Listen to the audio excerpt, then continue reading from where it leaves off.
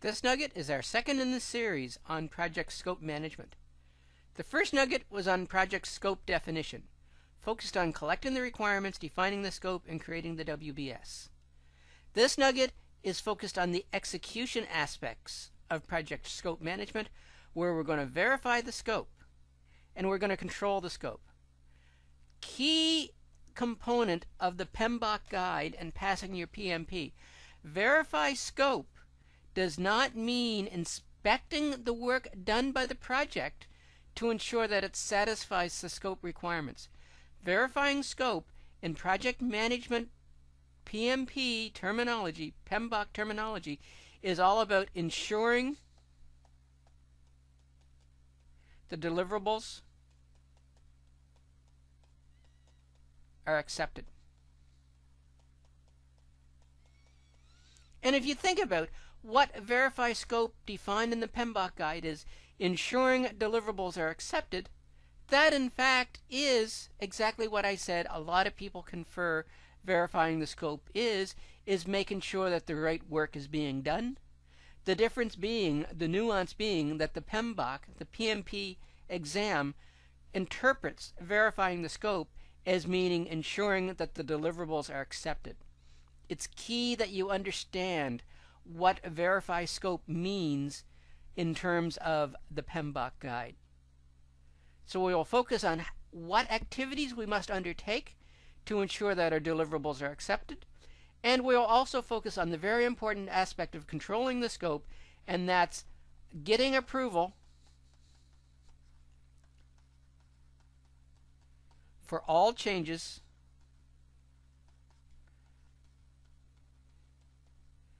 to the original project scope. One last comment before we get into this nugget is the terminology used. Verify scope and control scope. As we get into the nugget, you will see me using the words scope verification, and you will see me using the words scope control. That's simply because the rest of this nugget is based on or a repeat of the original PMP prep on the previous version, where the words were scope verification and scope control. But in fact, in this new version of the PMP, all that's changed is the name of the process group itself from scope verification to verify scope, and scope control to control scope.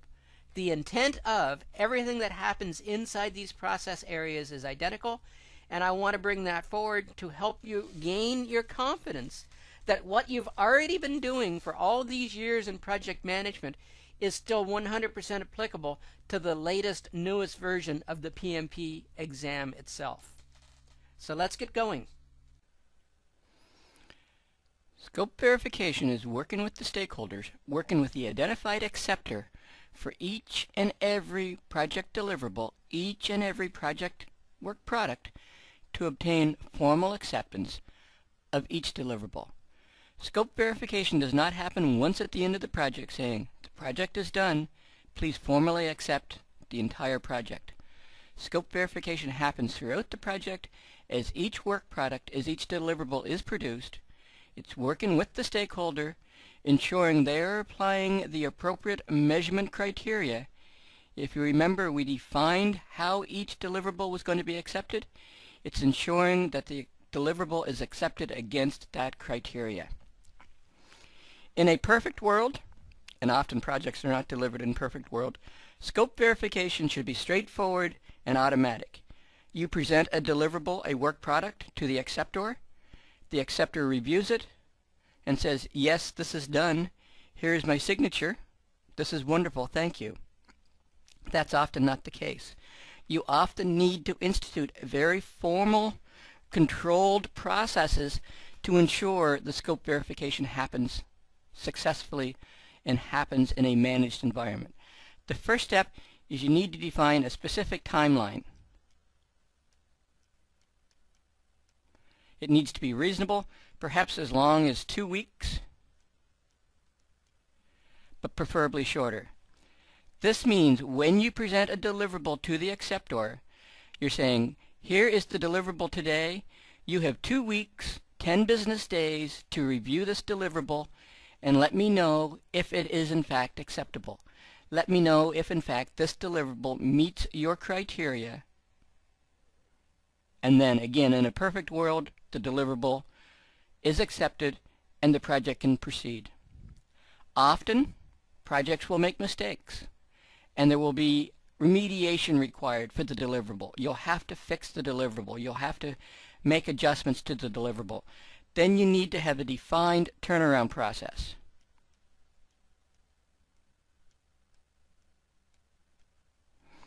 This means if the acceptor used several independent reviewers to review the deliverable, you are expecting the acceptor to deliver a single set of comments.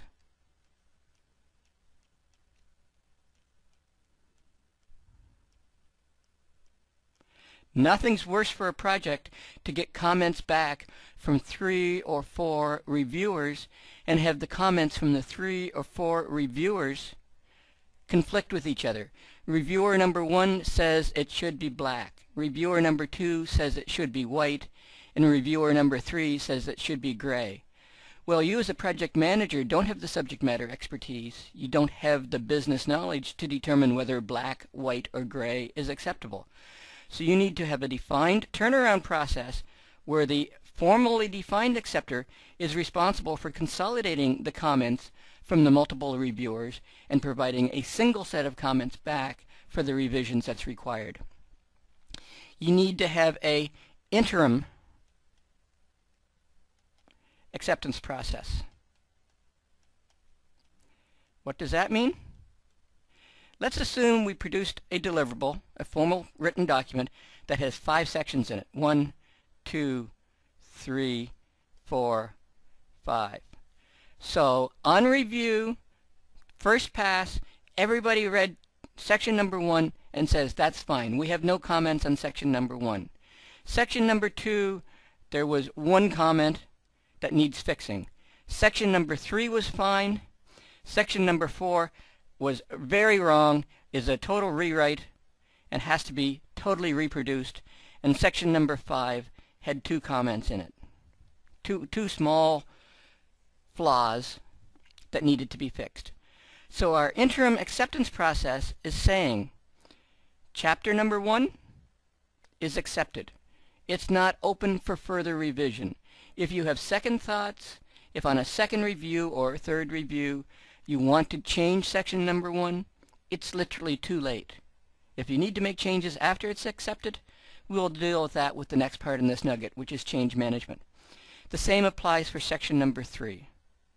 It is reviewed and it is accepted as is. Your team goes away and makes the revisions. You make the minor change to section number 2. You rewrite section number 4, and you make the 2 minor changes to section number 5, and you resubmit. As I said, at this point in time, sections 1 and 3 are not open for further change because sections 2 and section 5 were minor rewrites. The expectation is they will both be accepted this time because the only areas in section 2 and 5 that are open for further review, further acceptance, are the minor changes, and provided that your team did an acceptable job of making the minor changes, 2 and 5 should be accepted as is. And again, the only area open to change is if, in fact, they made a mistake in those very minor flaws. Only those minor flaws are again open for re-review and re-acceptance. Section number 4 gets reviewed this time, and again there are some minor flaws. This time there are 2 minor flaws, and the team goes away and reworks them. So again, you resubmit, but at this point in time, with your interim acceptance process, the only thing that's open for re-review are those 2 minor flaws in section number 4. You resubmit a second time, and again, assuming your team does an adequate job of correcting those minor flaws, at this point in time, the document is formally accepted. The importance of this interim review process, very much like the importance of getting a single set of comments, is it prevents change and rechange and rechange and rethink. If you made these first set of changes on the first submission and the whole document was open for review and revision, section number 1 may require changes this time, or section number 3 may require changes this time. So you make the changes, you resubmit, and somebody reviews it again and says, no, that's not quite right.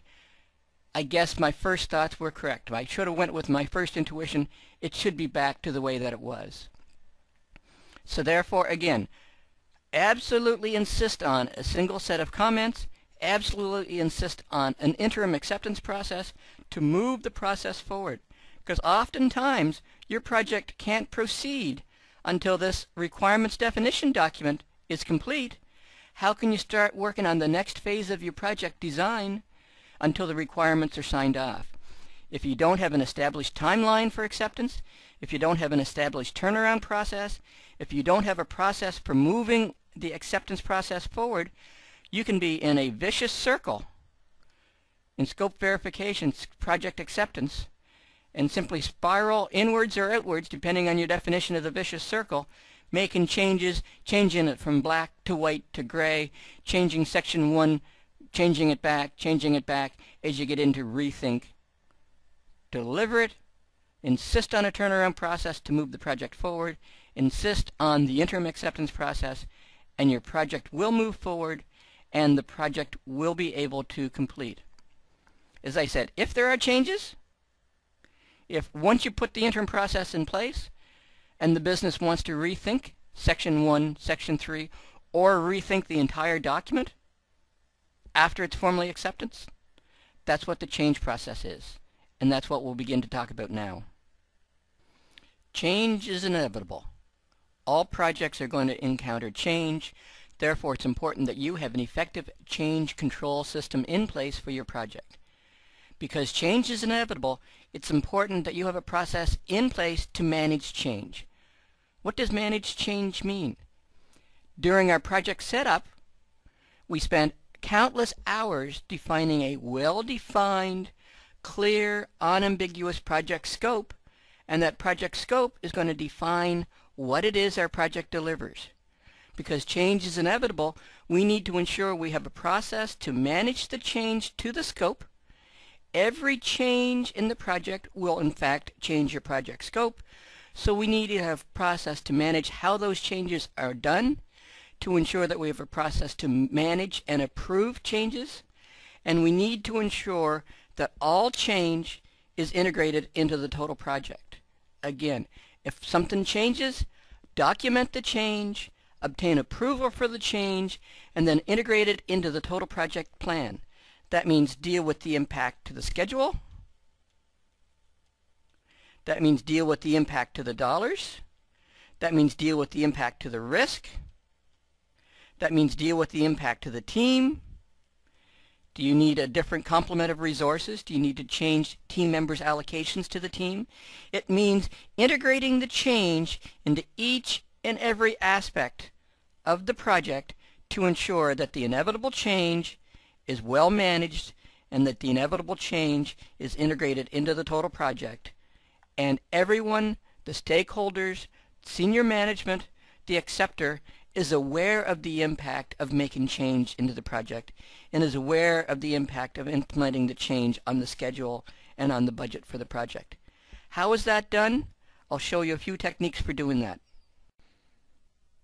As I mentioned, you must have a formal change process in place. You must document each and every change to an accepted, defined project situation.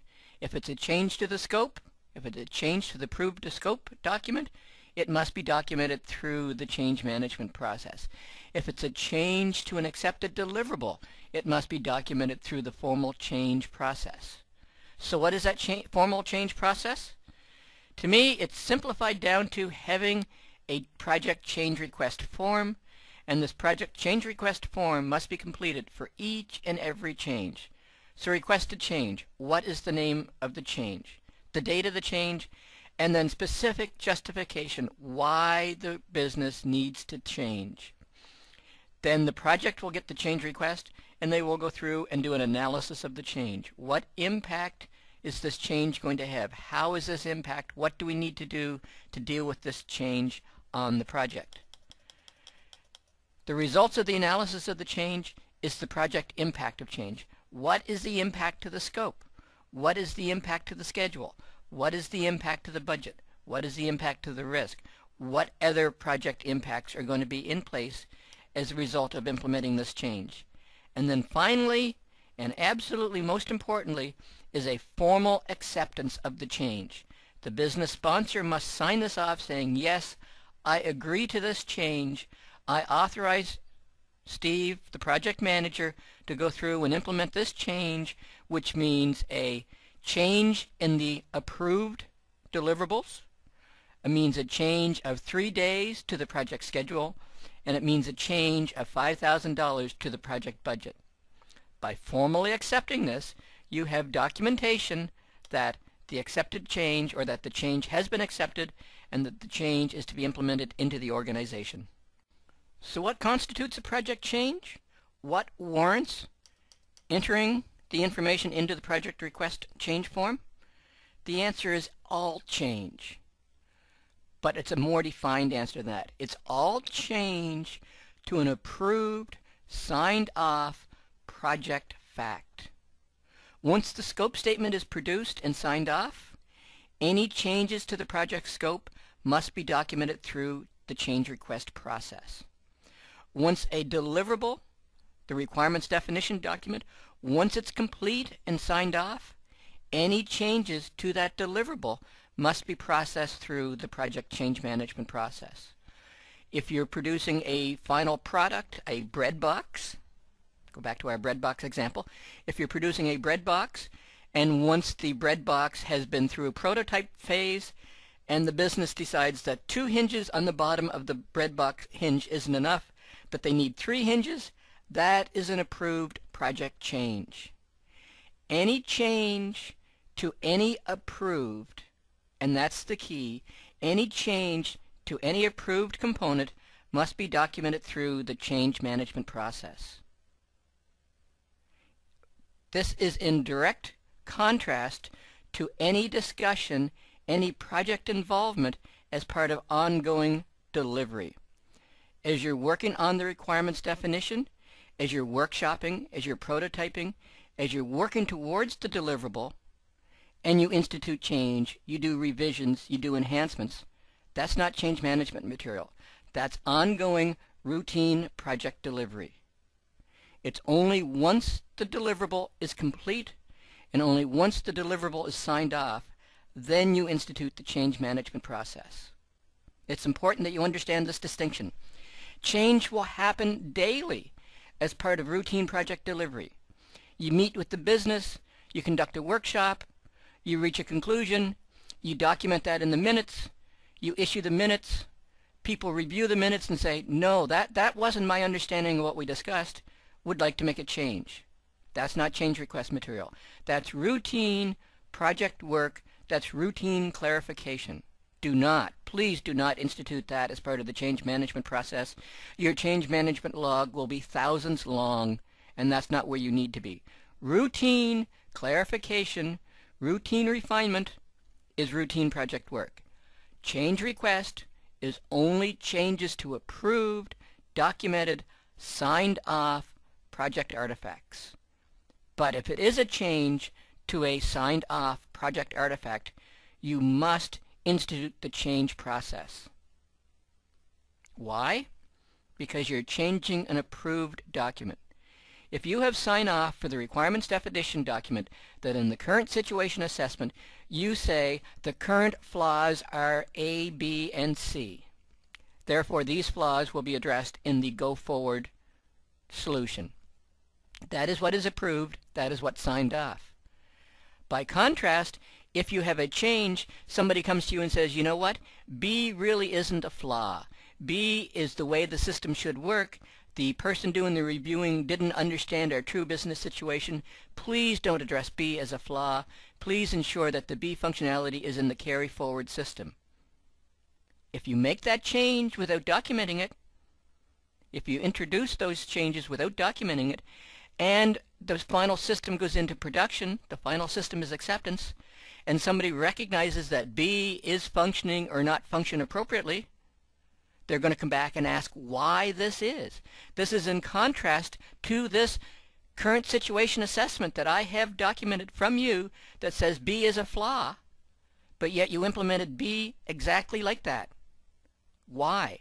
And then, well, I seem to remember on such and such a date that you told me. No, that's not the way you need to be. If B is documented as a flaw in the requirements definition document and the business wants to change that, issue a change log that says on X date you issued a change that says business reason for change, B is no longer a flaw, analysis of change, business impact of change, final signature. That is your approval, that is your justification, that is your audit trail that warrants, that justifies, that validates whether or not B as a flaw is included into the final system. If it's on a document, if it's been signed off, if it's approved, that's what your project is obligated to deliver. If it's a change to that, don't take verbal confirmation. Verbal confirmation can be misinterpreted. Verbal confirmation can be forgotten. Verbal confirmation can come from the wrong person. They're not in an authority position to make the request. If it's a change to an approved, signed off document, it must be documented through the change management process, and it must be formally approved and accepted. And then it becomes part of your project baseline. This is critical. Applying change management is critical no matter what style of project you're delivering. If this is an in-house project using in-house resources, you still must adopt a policy of formal change management. You may not be able to get final acceptance because signatures are politically inappropriate in your organization, but you still need to create an email. You'll still need to have the audit trail that says, on this date, I sent you an email, and I have it in my sent mailbox, that says, according to the discussion with X, it's been agreed that B is no longer a flaw, and therefore B's functionality should be carried forward into the final system as is. Ensure that you're documenting all changes. My preference is you document all changes in something as formal as this change request log, and that this change request log is reviewed and approved and signed off. If that's not politically acceptable in your organization, then you do it through email, then you do it through documentation on your weekly status report, but you document these changes somewhere so that as people's mind changes or people question the interpretation, you have your documentation, you have your audit trail to validate why the change, why you've taken the action on behalf of the project that you've taken. Change request form is the critical part of our overall change management. But as I'm sure you can appreciate, you're going to get a large number, dozens, hopefully less than 100, but you're going to get a large number of individual change requests. Manage them individually is going to be a challenge. You need to create a simple log that's going to allow you to say, for change request number 1, which was remove B from current situation on today's date, the status is initiated, so that you can start to manage and understand exactly what the status is, where each change request is. Because some change requests will take a period of time. It was initiated by the business today. It's going to take a period of time, maybe 2 weeks, while the team reviews it. So when you assign it to the team, you change the status from initiated to under review. So the team is reviewing it, the team is understanding the impact, the team completes their impact assessment and completes that segment of the change request form, and we present it back to the business for acceptance. So it's pending acceptance. The business is going to review it. The business is going to say, yes, I accept this change, or no, I don't accept this change, in which case the status is going to change to approved, or the status is going to change to rejected. By having this change request log in place, a single page that you can refer to. Again, this is your project book talking again. The change request log is at the front of your book that says, somebody comes to you and says, what's the status of that change to remove B from the current situation assessment? You can flip it open and says, oh, that was initiated, or the last change request date was today, and the current status is it's under review by my team. Having the simple change request log in place provides a single piece of paper that allows you to manage, to understand, and to action specific change requests. If it's under review by the team, and it's been under review by the team for more than 10 days, it's time to take action and remind that specific team member that they need to get back to us. We need to understand what the ramifications of this change will be. If it's pending approval for more than, again, 10 days, it's time to get back to the business sponsor and say, you've had this change request outstanding for more than 10 days. The team needs to know the decision. The team needs to be able to move forward with the appropriate action on this change. As changes are approved on your project, it's important that you integrate the change. This means as each change is approved, you need to update the plan. You need to update the overall project plan. You need to add the extra work elements that are required to make the approved change, to ensure that the approved change happens on the project. When you update the plan, this will almost always, but not necessarily, update the project schedule. As you add more tasks to the plan, there's a strong probability that this is going to impact the project schedule, going to impact the project end date. You need to make those updates. You need to update the project budget. Are there extra costs associated with integrating this change? You need to update the entire project environment to ensure that the change is included. And then you need to report on the change. In your next status report, your next weekly status report, your next monthly status report, you need to inform all the project stakeholders that on today's date, we integrated a new change. This new change resulted in a 3-day schedule change, and this new change resulted in a $5,000 increase to the project budget. We're not talking project overruns. We're not talking that the project is delivering 3 days late. We're not talking that the project is delivering 3 days over budget. We're telling everyone that our project officially approved end date is now 3 days beyond the last forecast end date as a result of the change. And we're telling everyone the project is now going to cost $5,000 more because of the approved change. We have updated the baseline. The baseline against which you are being measured as a project manager has been updated because we have integrated the change into our project itself. One final aspect of change management I would like to share with you. I believe you need to produce a minor change log for your project. What's a minor change log? Before I answer that, let's go back and review what change management is. Change management is the documentation of all changes on your project, all changes to approved documents, all changes to signed off artifacts on your project need to be documented through the change management system. But often many of these changes will be very small, very simple changes, often will require no budget impact for the project, often will require no schedule impact for the project. But they still need to be documented.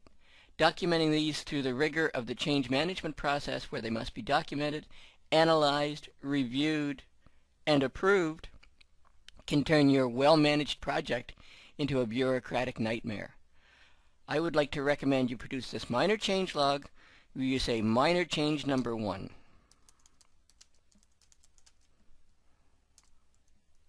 The schedule impact is 0.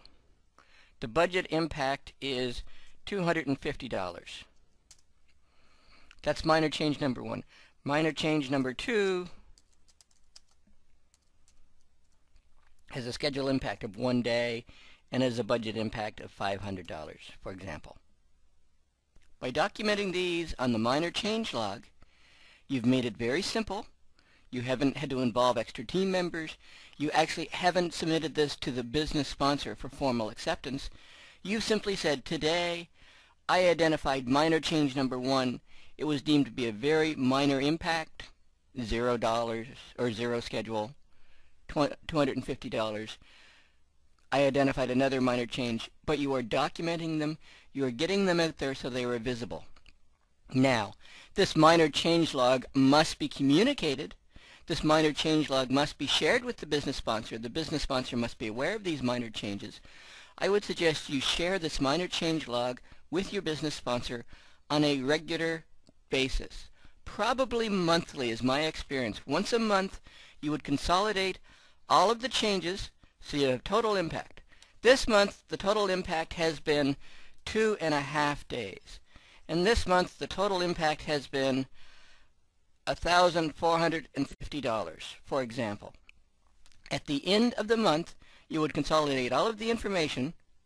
Again, we have a period covered. At the end of the month, you would consolidate all of the information, and then you would send it to your business sponsor for acceptance. So you're still following the principles of change management. You're still documenting every change. You're doing the analysis, although abbreviated, on the impact of the schedule change or the change.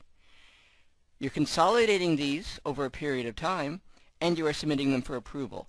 You're simply streamlining the process because you want to ensure minor changes are documented, minor changes are reviewed without adding so much bureaucracy to your project that people sense it's mired in change management as opposed to moving forward for successful project delivery. If you implement a minor change log, you need to have the minor change log process agreed to in advance with the project sponsor. The project sponsor needs to agree that any change that has a schedule impact of less than a predetermined number of days, maybe 5 days. So any change with a schedule impact of less than 5 days, and any change with a financial impact of less than, again, a predefined number, maybe it's $1,000, will be documented on the minor change log, and the minor change log will be consolidated and presented for a review as a minimum on a monthly basis, or let's say you've had a really active month and the number of changes has accumulated that the impact of the minor change is greater than 10 days, and this is the net total impact of all of the minor changes is greater than 10 days, or the total impact of all of the minor changes is greater than $5,000, $10,000, whatever that predefined number is. So again, put together a minor change log, define the process you're going to use for the minor change log, get the agreement in advance that it can be submitted monthly or when it reaches the predefined threshold. Document all changes. Minor changes are going on the minor log. Significant changes are going to be documented through the regular process. And you have implemented a very well managed, a very well defined change process for your organization. This concludes this nugget and this series of 2 nuggets on project scope management. This nugget was focused on scope management during the execution of our project. The previous nugget was focused on scope definition. In this nugget, our focus was on 2 areas: verifying the scope, ensuring acceptance, defining the processes that the project will follow to ensure that all deliverables are acceptable or accepted by the business unit. Part of successful project management is getting the project concluded. Getting the project concluded means getting the deliverables accepted. The other aspect we discussed in this nugget was controlling the scope, ensuring that all changes